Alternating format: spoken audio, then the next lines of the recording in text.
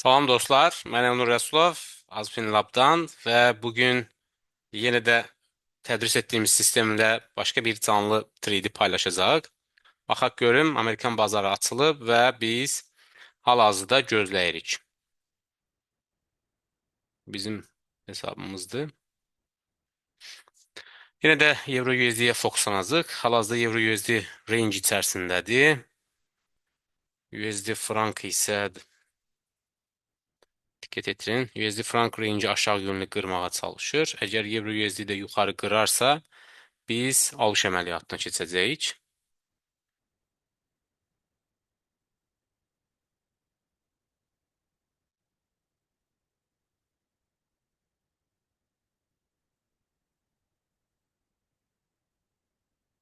Bugün həftənin son günüdür. Volatillik biraz az ola bilər, 5-ci günlər. Bilirsiniz ki, dünən eyni zamanda böyük bir aşağı yönlü korreksiya olmuş oldu. Həm səhəm bazarında, həm qızılda, həm belə deyək, kripto bazarında. Təbii bu bir çöküşün əlaməti deyil. Sadəcə olaraq bazar bunu öncədən göstərirdi. Siqnal yarana qədər bu məlumatları paylaşmaq istəyirəm. Səbəbi nə idi? Çünki ümumiyyətlə maliyyə bazarı bir mənada belə deyək, o hərəkətli, volatillik ölçülərkən, yəni volatillik deyərkən qiymətin orta səviyyədən, orta qiymətdən, average dediyimiz qiymətdən nə qədər uzaqlaşması deyək. Adətən standart kənarlaşma ilə ölçülür.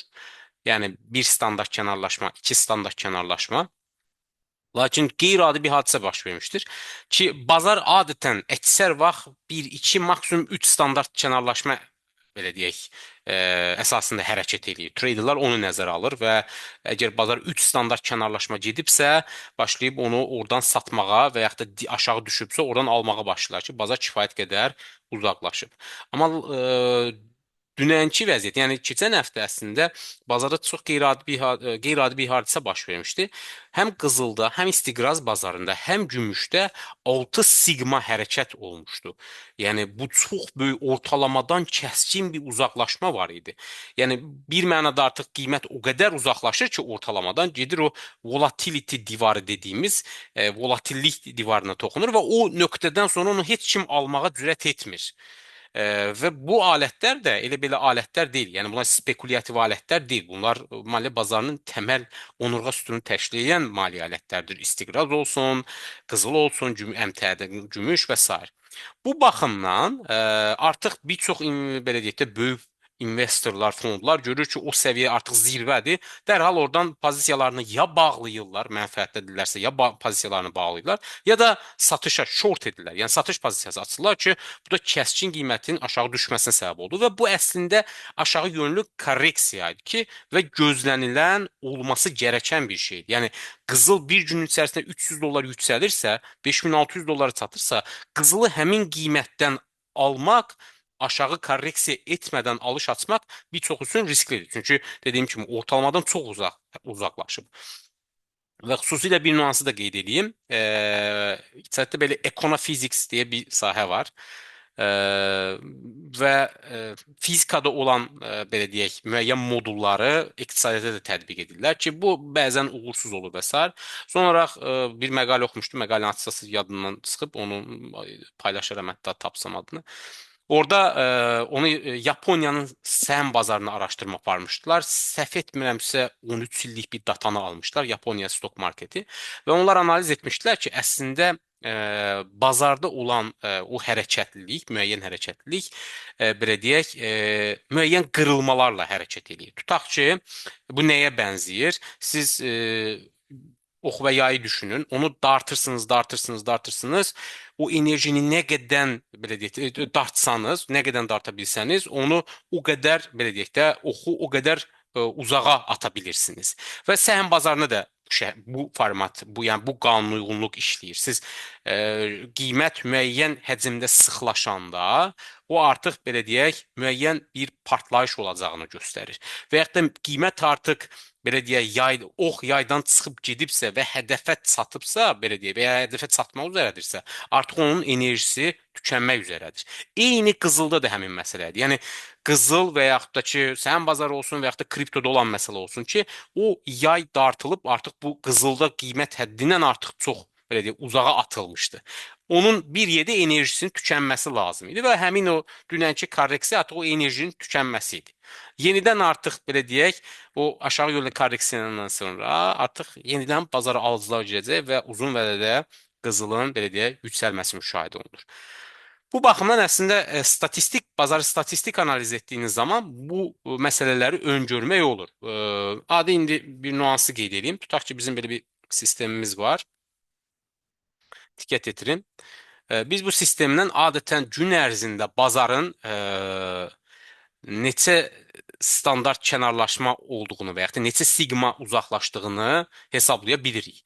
Məsələn, burada tutaq ki, artıq bizdə qiymət 3-cü və ya 4-cü səviyyəyə gəlibsə, bu təxminən artıq 3-cü standart kənarlaşma deməkdir və o qiymət adətən bu səviyyələrə gələndə, gün ərzində 3-cü və ya 4-cü səviyyəyə gələndə aşağı gəlibsə, buradan qiymət yuxarı qalxır. Yəni bu günün dibi sayılır. Buradan qiymət yuxarı gedir.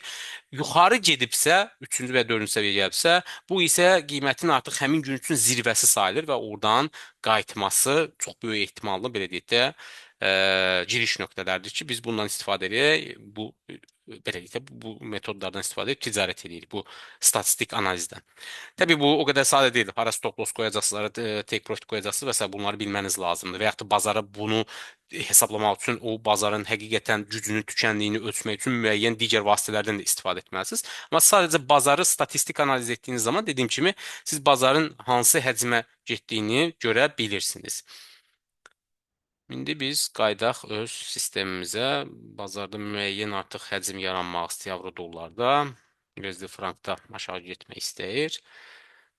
Bir əməliyyat açacaq bugün.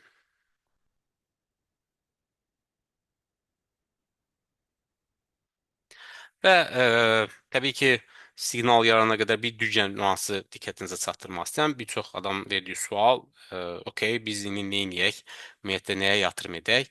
Bir kərə yatırım elə bir şey ki, siz bunu özünüz araşdırıb qərar verməlisiniz. Kiminsə sözü ilə əsla və əsla yatırım edilməz. Çünki hər kəsin götürəcəyi risk fərqlidir, hər kəsin baxışı fərqlidir. Amma ümumən makro iqtisadi gedişata baxdığınız zaman təbii ki, və bu tarixi perspektivdən analiz etdiyiniz zaman müəyyən ipuclar əldə etmək olur ki, həqiqətən hansı yönə, yəni getdiyini, iqtisadiyyatın hansı yönə getdiyini və yaxud da ümumiyyətlə növbəti olaraq belə deyək, bazarlarda nələr baş verəcək, onu ən azı öngörmək olur. Buradan önəmli faktor nəyə baxmaq lazımdır? Xüsusilə Amerikan iqtisadiyyatına baxmaq lazımdır və dollara, federal ehtiyatların faiz siyasətinə, Amerikanın əmək bazarına və inflyasiyaya baxmaq lazımdır. Yəni Amerikanın ümumi makroiqtisadi belə deyək göstəricilərinə baxmaq lazımdır. Burada da bildiyimiz kimi artıq hər kəsin bildiyi və dillər əzbər olan Amerikanın borc problemi məsələsi. Niyə görə? Çünki baxın, Amerikanın borcu ödənilməz vəziyyətdədir. Yəni ödəyə bilməz. İstəsə belə hal-hazırki vəziyyətlə Amerikan iqtisadiyyatı 4,4% böyüyüb son rübl üzrə və təbii bu Qərbi Avropa ölkələrindən kifayət qədər daha yüksək bir göstəricidir. Amma ümumi fonda baxanda bu borcu ödəmək üçün kifayət etmir. Hətta iqtisadi artım onun belə deyək də dövlət xərclərini belə qarşılaya bilmir deyə ona görə də hər il Amerika belə deyək, belə deyək 2 milyard dollar belə büdcə kəsiri yaranmış olur. Yəni bu iqtisadi artım adicə illik xərcləmələr belə qarşılaya bilmir. Hələ nəinki o borcu yığılıb qalmış o borcu ödəyə bilsin. İndi bu borcun belə deyək yaranmasının uzun bir tarixçəsi var, amma əsas nüans budur. Bəs yaxşı, bu borc varsa gec-tez ödənilməlidir və eyni zamanda borc var isə bu borcu əldə saxlamaq üçün və yaxud da ən önəmli şey Amerika əlavə pula ehtiyacı var, borclanmanı artırırsa bazarlarda güvənin itməməsi lazımdır. Güvən itirsə bu sistemin çökməsinə səbəb olur. Çünki bu borc həddən artıq böyük bir borcdur və sistem kövrəkləşib artıq. İndi siz elə etməlisiniz ki, belə deyək də, əgər crash olarsa, yəni çöküş olarsa maliyyə bazarlarında, açıqcası bütün beynəlxalq maliyyə sistemi çökə bilər indiki vəziyyətdə. Yəni əks təqdirdə belə deyək, Amerikan xəzinə istiqrazlarına tələb olmayacaq. Amerikan xəzinə istiqrazlarına tələb düşərsə və yaxud da Amerikanın default riski yarana bilər. Təsəvvür gətirin, Amerika default edir. Amerika default edirsə, hər kəs bundan zərər edə bilər. Çindən tutun, Yaponiya, İngiltərə, Avropa, hər kəs Hər kəs Amerikanın defoltundan çox böyük zərər etmiş olar. Xüsusilə dünya ticarət dövriyyəsinin 60% dollarla həyata keçirilirsə. Okay, deməli Amerikanın defolt etməməyə qoymaq lazımdır. Amerika defolt olarsa hamı batacaq. Bəs onun da variantı nədir? Default, yəni ümumiyyətlə crash nə zaman yaranır? Əslində crash bazarda likvidlik olmadığı zaman, yəni pul olmadığı zaman, öhdəliklərinizi belə deyək, yerinə yetirə bilmədiyiniz zaman problem yaranır və öhdəliklə yer gəlmişkən indi əməliyyat fürsəti yaranır. Okay. Avro dollar aşağı qırdı. USD frankımız amma hələ də range qırmayıb. Aha, USD frank da qırdı və biz satışa getdik. 2.5 lotdan satışa getdik.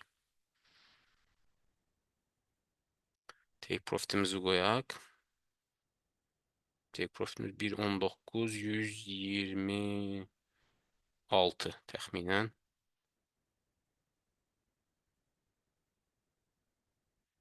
1.19 126 deyək. Stop take. Bu stop lossumuz. Take profitimiz isə təxminən bura 1.18 954.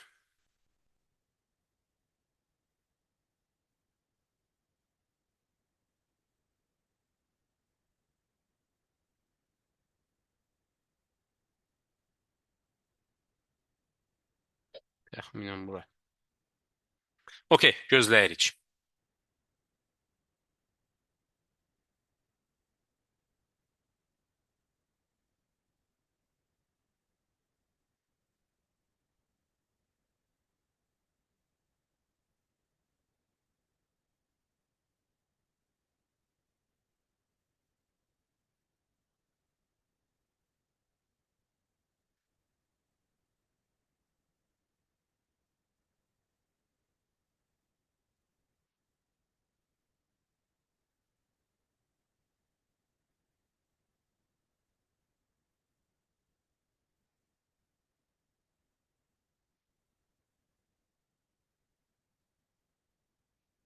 Hələ ki zərərdəyik və gözləyirik.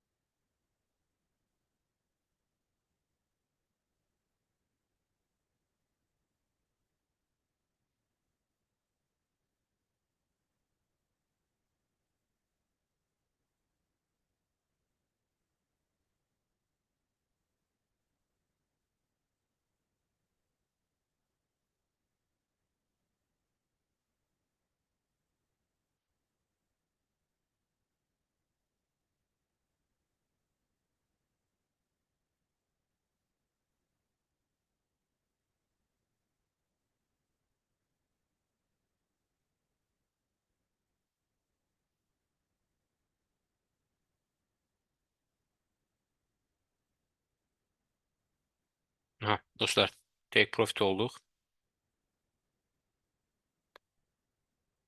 210 dolar profit. Bugünlük bu qədər.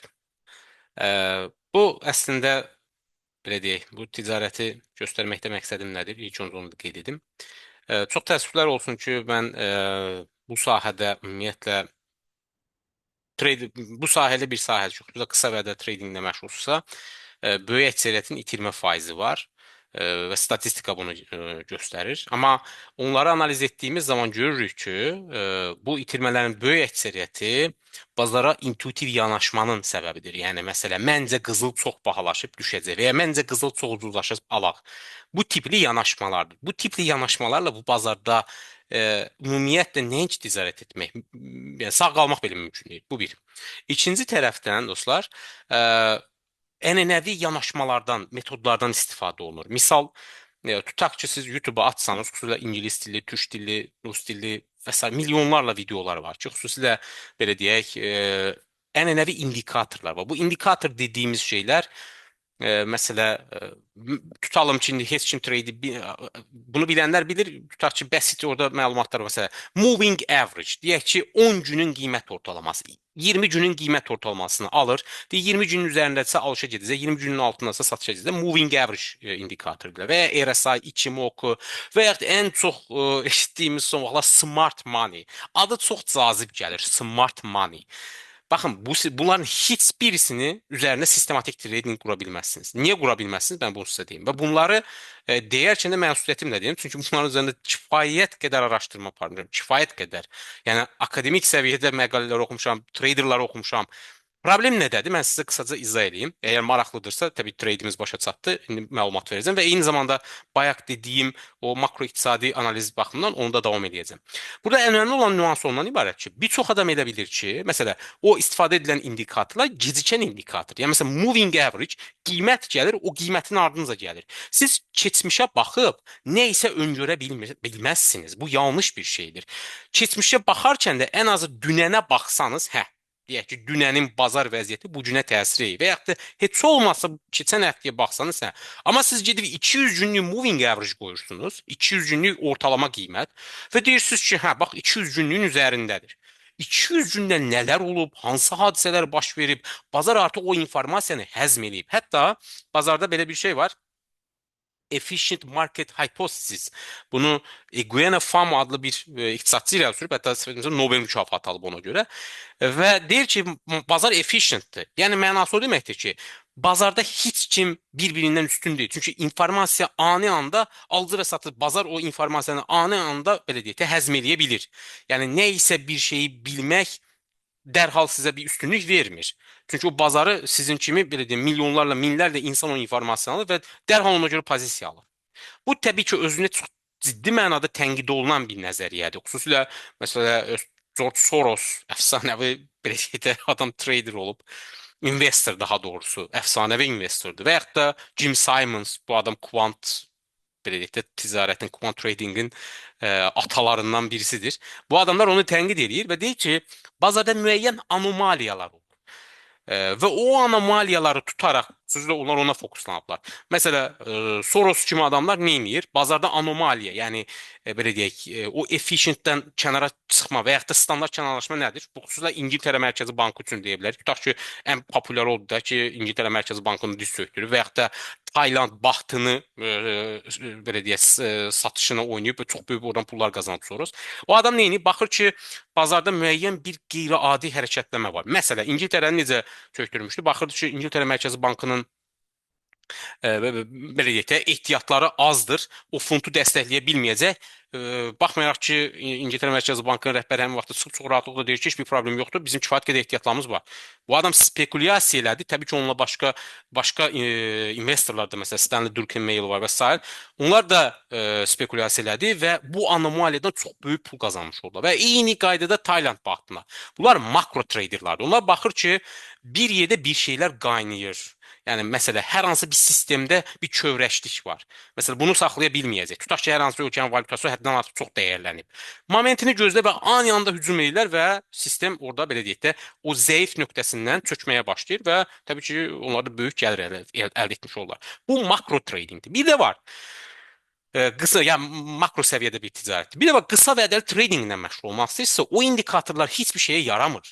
Və bu videoları mən paylaşmağım da səbəb odur ki, siz bir kərə trade eləyəndə stop lossuz ticarət edirsinizsə, çox xahiş edirəm, ümumiyyətlə uzaq durun bu sahədən. Yəni stop loss qoymadan ticarət edirsinizsə, təkrar edirəm, ümumiyyətlə uzaq durun. Stop loss nə deməkdir? Zərərimi durdur əmri. Yəni mən bunu çox görmüşəm. Məsələn, adam əməliyyat açır, çıxır gedir çay içməyə, yemək yeməyə, nə bilim, gəzir, dolaşır, gəzir, yatır, durur. Mən ümumiyyətlə əməliyyatı açandan heç bir dəqiqə stop lossumda gecikmə olanda məndə həyəcan başlayır. Niyə? Çünki mən bazarı görmüşəm. Bazarda bir saniyə içərisində nələr baş verə bilər. Bütün balansınızı itirə bilərsiniz. İlk qoymalı olduğunuz stop lossdur. Və mən bunu çatdırmaq istəyirəm ki, baxın, hər dəfə əməliyyat açanda stop loss qoyulması lazımdır. Take profitini tamam qoymaya bilərsiniz, amma ən azından stop lossunuzu qoyun ki, özünüzü qoruya biləsiniz. Bu bir. İkinci bir tərəfdən də ənənəvi metodlardan istifadə etməyin. Smart money. Güya ki o smart money-ni bir dənə siz görə bilirsiniz və yaxud da ki onu istifadə edənlər görə bilər. Smart money indikatoru var, sistemdə baxa bilərsiniz. Hər yer doludur. Dinamik bir sistemdir. Siz baxırsınız ki, keçmişə baxanda, baxın, o kod tərəfində ən böyük problem burada yaranır smart money-də. Mən təbii kodingdən heç bir təcrübəm yoxdur. Sadəcə bunları öyrənməyə çalışıram. Look ahead deyə bir şey var. Orada bir funksiya var ki, o funksiya nə edir? Siz o indikatora baxıb keçmişə gedəndə görürsünüz ki, nə gözəl, bax qiymət tutaq ki, orada müəyyən order bloklar var da, oradan yuxarı qalxıb, oradan aşağı düşüb. Siz elə bilirsiniz ki, mükəmməl işləyir. Amma o indikatorda gördüyünüz repainting edir. Repainting o deməkdir ki, qiymət dəyişən kimi o da öz vəziyyətini dəyişir.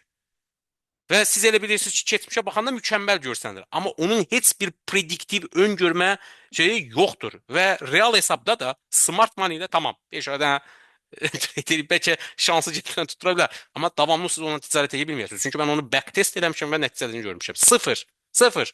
Sonda işte qazana bilirsiniz, hətta zərərə gedirsiniz. Profit faktoru sıfırın altındadır.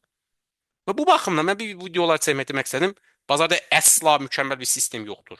100%'lik işlemi sistem yoxdur. Hələ qısa ticarət edirsinizsə, bu ehtimal oyunudur.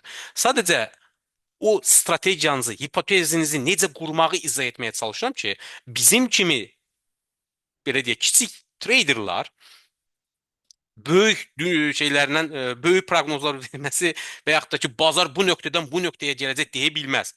Biz sadəcə ehtimalları hesablaya bilərik ki, yüksək ehtimallı əməliyyatlara girək. Hə, bu da Şamın quyruğu belə oldu, Şam belə oldu, qorizontal xətt atdım, belə oldu, bu trend xətti çəkdim. Bu Fibonacci'dir, nə bilim kainatda Fibonacci var, bu nə Şamlarıdır, nə bilim bu order bloklardır və xüsusi birisini də deyim, indi belə deyək, footprint Şamlar və s. var. Şamın içərisində alıcı və satıcı olduğunu göstərir. Dostlar, o Forex işləmir. Onu siz futures bazarına və yaxud da səhm bazarına müəyyən mənada tətbiq edə bilərsiniz. Amma səhm bazarına da o effekt vermir. Niyə? Çünki böyük fondlar orderlarını yığır, belə deyək də, o iceberg'in dark pool deyirlər ona. O şeylərini yığır, orderlarını yığır. Siz elə bilirsiniz ki, məsələn, alış və ya satış orderi yaratır. Bir anda orderlarını yığışdırır bazarda. Yəni bu problemli məsələdir. O orderlarla və s. biz ticarət edə bilmərik. Ya uzun vədəli ticarət edirsiniz, makro analiz edirsiniz. İlk öndə istiqraz bazarına baxmalısınız. Həmin istiqrazların yieldlarına baxmalısınız. Ölkənin makroiqtisadi göstəricilərini, faiz dərəcəsinin, inflyasiyanın, ölkənin əmək bazarının hara gedəcəyine baxmalısınız. Bu formatda ticarət edirsiniz. Makro, uzun vədəli. Məsələn, dollar ucuzlaşacaq. Mən bununla bağlı 2009 ay bundan qabaq hətta videoda çəkmişdim. Niyə? Dollar kiçik yuxarı yüksəlişlərdə dollar ucuzlaşmalı idi. 13%-də dəyər itirib dollar. Bunun səbəbi nədir? Çünki siz baxırsınız ki, Amerikada mütləq şəkildə faiz aşağı düşməlidir. Trump zaten gələndən bəri bar-bar bağırır ki, faiz aşağı getməlidir. Niyə? Çünki Amerika hal-hazırda 2,5% borclanmaya görə 2026-cı ildə təxminən 1 trilyon dollar faizə pul ödəyəcək bu adam. Borcun faizi 1 trilyon dollardır. İndi təsəvvür gətirin ki, Amerikada faizlər yüksələrsə, məsələ, deyək ki, 1 punkt artması belə Amerikanın borca ödəyəcəyi faizlərin artması deməkdir. Bu da Amerikanın ümumiyyətlə sistemi çökməsinə səbəb olur. Ondan dolayı Trump Fed'in rəhbərini təhqir edir, ona təzyiq edir. O bəlkə də bir oyundur.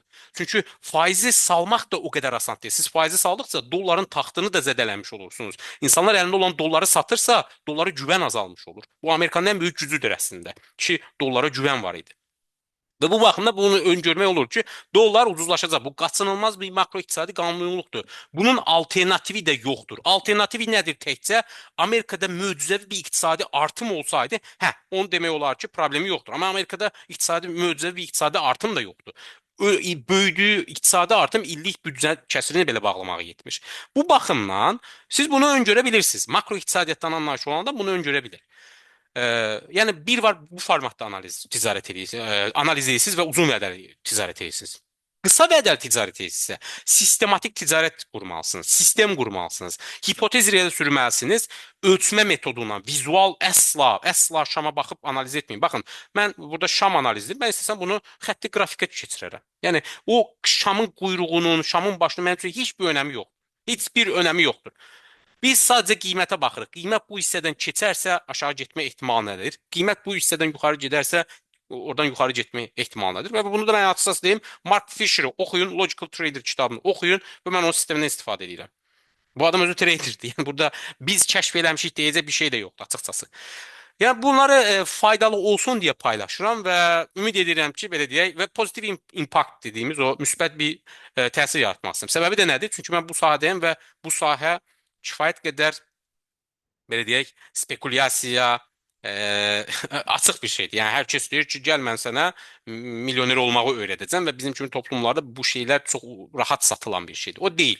Siz bu bazara milyoner olmaq, zəngin olmaq düşüncəsindən girsə deyil.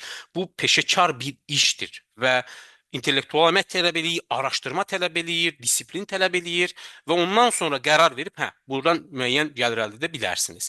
Təbii ki, risklərinizi idarə etməklə. Əgər siz bazarda risklərlə idarə etməklə ticarət edirsinizsə, siz özünüz görürsünüz ki, bir günə burada zəngin olmaq deyə bir şey yoxdur. Və bir çox insandan da belə bir sual çıxır ki, elə bilirsən, niyə milyoner olmusan? Əzlərim, bir kərə hər şey götürəcəyiniz riskə bağlıdır. Siz əgər, məsələn, mən riskə qarşıyam, risk aversion dediyimiz o, qəti şəkildə riskə qarşıyam. Mən əsasən olduğum yerdən geri düşməməyi düşünürəm. Olduğum yerdən 100 addım getmək mənim üçün maraqlı deyil.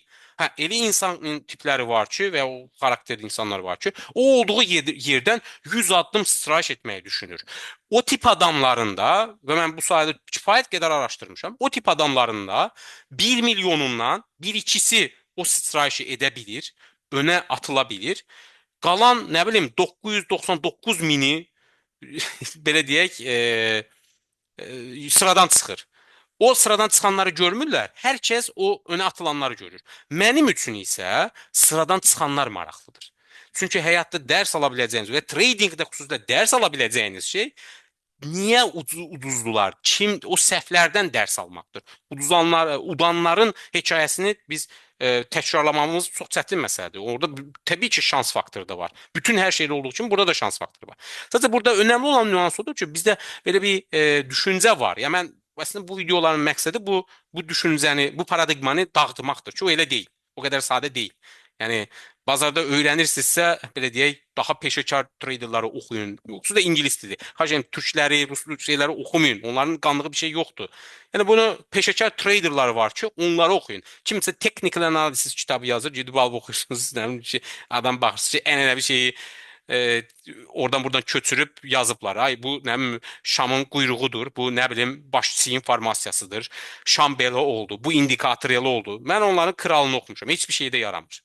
Oxuyursa peşəkar trader, özünü isbat etmiş adamları oxuyun ki, onlardan bir şey öyrənə bilirsiniz. Təbii ki, istənilən halda dediyim kimi, bazarda mütləq şəkildə sizə sirri verəcək bir şey yoxdur. Mark Fisher'i oxuyun, o özü belə deyir. Yəni orada da deyir ki, yəni hətta orada bir hissə keçir ki, insan xarakteri elə problemlidir ki, lənətə gəlmiş belə də deyir, barmağımızı durdura bilmirik. Bəzən sistemdən kənar əməliyyatlar açırıq. Xarakteri, adam özü deyir. Yəni bu hamı insan xarakterinə uyğun bir şeydir. Yəni heç bir vaxt möcüzəvi bir üsul, stratejiya yoxdur ki, siz girəsiniz, sabah zəngin olub bundan çıxasınız. Amma disiplinlə ən azı öyrənsəniz, bəli, bu effektiv bir vasitədir. Bir də ümumiyyətlə maliyyə bazarını təkcə trading kimi deyil, investisiya baxımından da öyrənmək lazımdır. Səbəbi nədir? Çünki financialization of economy dediyimiz qaçınılmaz olaraq iqtisadiyyatın maliyyələşməsi gedir bütün dünyada. O matrisaya istəsək də istəməsək də bizi alacaqlar. Bir digər səbəb də odur ki, baxın, tokenization prosesi başlayıb. daşınmaz əmlakdan tutun Nasdaq birjasına qədər. Nasdaq birjasının CEO-su belə açıqlama verdi. Trilyon dollarlıq birja tokenization prosesinə keçir. Yəni tutaq sizin bir səhəm alma pulunuzu çetmir, okey, bir token ala bilərsiniz. Cüzi bir hissəni ala bilərsiniz. Və yaxud da Dubai kimi daşınmaz əmlakın ən qaynar bazarı olduğu yerdə artıq bir çox developerlar, daşınmaz əmlak developerları tokenization prosesinə başlaydılar. Yəni bunu nəyə görə deyəm? Çünki insanları bu sistemə almaqdır. Süni intellektdən bir sərvət yaranacaq. O sərvəti və bizim kimi insanların, intellektual əməyi ilə məşğul olan belə deyək insanların bir çoxsu artıq işindən itirəcək. Bu qaçınılmaz olaraq. Və yaxud da ki, itirəcək deyəndə, yəni artıq o əmək bazarının o sahə üzrə belə deyək də iş yaratma potensialı azalacaq. Belə olan halda sizin o iqtisadiyyatda yaranmış sərvəti paylanma vasitəsi kapitalist maliyyə bazarıdır, düz desəm. Yəni maliyyə bazarıdır. Başqa variant yoxdur. Yəni maliyyə bazarının bir parçası olmaq lazımdır. İstəsək də, istəməsək də kiçik-kiçik yatırımları öyrənməliyik. Yəni sizin belə deyək, yığımlar, ən azı yığımınızı qorumaq üçün öyrənmək lazımdır. Səbəb nədir?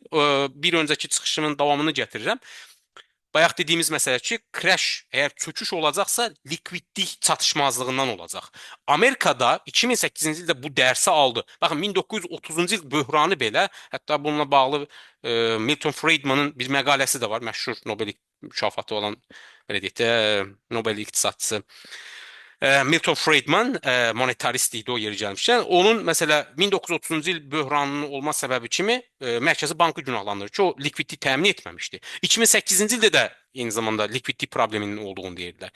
Yəni eyni şeyləri Amerika görüb. İndiki vəziyyətdə isə hətta bir dəfə Janet Yellen, bir öncəki Fedin rəhbəri dedi ki, Amerika bir daha böhrana girməyəcək. Səbəb nədir? Çünki onlar dedi ki, əgər nəyin bahasına olur olsun, çox bahadır. Amerika, yəni böhran olduğu zaman bütün sistem çökür. Onun bərpası illər alır. Nə dedi? Problem varsa biz o pulu kəsib verəcəyik. Yəni dolları kəsib verəcəyik, o problemi aradan qaldıracaq dərhal. Təbii ki, istənilən halda maliyyə bazarı Black Swan hadisələrindən doludur. O Sigma 6 hadisəsi dediyimiz əslində Black Swan hadisələri kimi bir şeydir. Bizim bilmədiyimiz, gözləmədiyimiz yerdən ani bir çöküş gələ bilər. Bu hər zaman buna hazırlıqlı olmaq lazımdır. Hazırlıqlı olmaq üçün nə lazımdır? Bir, stop loss qoymalısınız. İki, risk edə bildiyiniz pulu yatırmalısınız. Üçüncü, ən önəmli faktor, asimetrik bet eləməlisiniz. Yəni mən Tesla'nı alım, sabah Tesla'dan zəngin olacağam. Bizim kimi insanların Tesla'dan zəngin olması hekayəsini unudun. Tesla'nı bu qiymətdən alıb, Tesla sabah ola bilər 1000 dollara da qalxsın. Amma mən sizə əmin edirəm, Tesla kimi bir şirkət bir anda çökərsə, tutaq ki, 500 dollar ətrafındadır və 400 dollar ətrafındadır.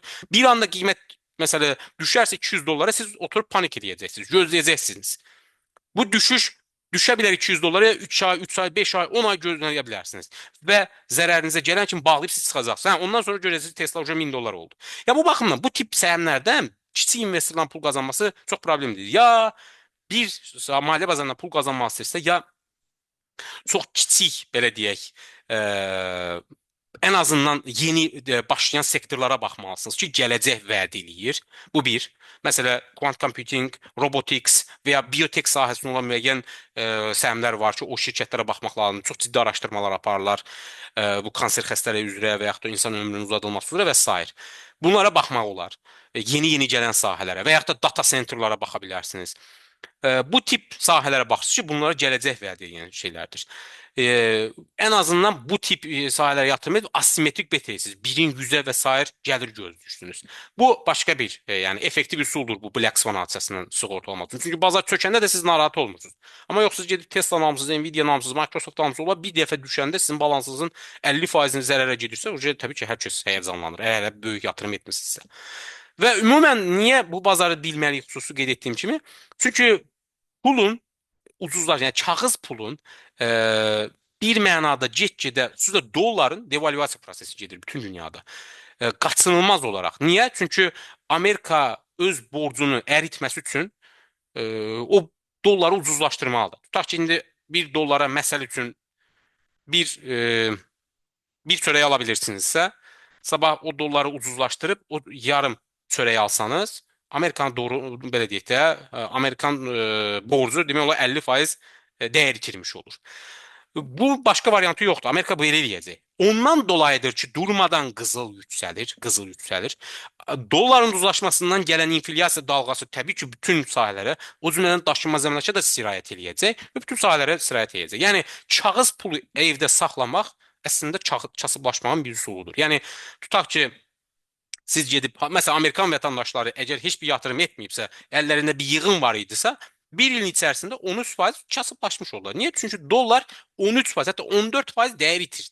Bir ilin içərisində 14% kasıblaşdınız. Evdə o heç bir şey etməsəniz, evdə otursanız, pulunuz var, tutaq ki 100 min, 200 min yığmısınız, heç bir şeye yatırım etmədən gözlədiyiniz zaman dollar, Amerikan vətəndaşı 13% dəyər itirdi, belə deyib, kasıblaşmış oldu. Və eyni qaydada təbii ki, dolların uzlaşması bütün qlobal bazarlarda inflyasiya səbəb olur. Çünki dünya ticarət dövriyyəsinin 60% dollarla həyata keçirir təxminən. Yəni bizə nə dəxli var söhbəti deyil. Dollar uzlaşsa bütün dünyada inflyasiya artmağa doğru gedir. İnflyasiya artırsa tabii ki o da bizim cibimizden yeyir. Ya bu baxımdan en azı maliyyə bazarını öyrənmək, investisiyanı tədricən öyrənmək lazımdır. Əks təqdirdə bazarda sağ qalmaq və yaxud da dediyim kimi gözlədikcə fürsətlər itir və oturduğumuz yerdə də kasıblaşmış oluruq. Hardan başlaya bilərik? Necə başlaya bilərik? Bu haqda təbii ki bizə yaza bilərsiniz, müraciət edə bilərsiniz. Biz kömək edə bilərik və yaxud da oxuya bilərsiniz, özünüz araşdıra bilərsiniz. Ən azından biz istiqamət verə bilərik. Nələrdən başlamaq lazım, nələrdən öyrənməyə başlaya bilərsiniz. Və yaxud da dediyim kimi bizim təlimlərimizə də qoşula bilərsiniz. Təbii istədiyiniz kimi biz kömək edə bilərik. Amma ümumən ən azı qərar verib kiçik-kiçik öyrənmək lazımdır ki, maliyyə bazarı nədir, necə işləyir və buradakı fürsətlərdən yararlana bilərsiniz. Təkcə burada milyoner olum, zəngin olum nağıllar üçün deyil. Ən azından yığımınızı qorumaq və əlavə gəlir əldə etmək üçün. Belə dostlar, ümid edirəm faydalı olmuşdur. Sağ olun, bu gün də bu qədər.